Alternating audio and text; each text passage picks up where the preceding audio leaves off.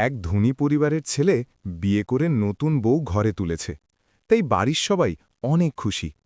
কিন্তু বউ একদমই খুশি ছিল না। তার মনে ছিল অনেক চিন্তা, কারণ এত বড় পরিবার সে কিভাবে সামলাবে। বিয়ের দুদিন পার হতে না হতেই শাশুড়ি তাকে ডেকে বলল, বৌমা, আজকে তুমি রান্না করবে, সবাই তোমার হাতের রান্না খেতে চায়। মেয়েটি চিন্তায় পড়ে গেল, কারণ সে তো কোনোদিন রান্নাই করেনি।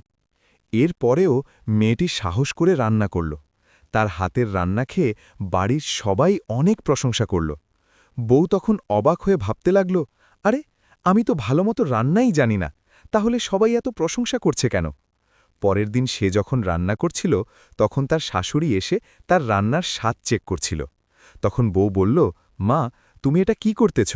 তখন শাশুড়ি বলল, মা, আমি তোমার রান্নার স্বাদ ঠিক করতেছি, যাতে করে এই বাড়িতে তোমার সম্মান বাড়ে।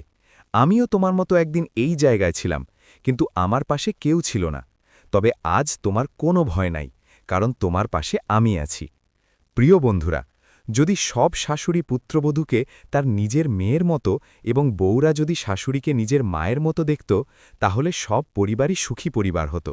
বন্ধুরা, এরকম আরও নতুন নতুন ভিডিও পেতে চ্যানেলটি সাবস্ক্রাইব করে পাশে থাকো।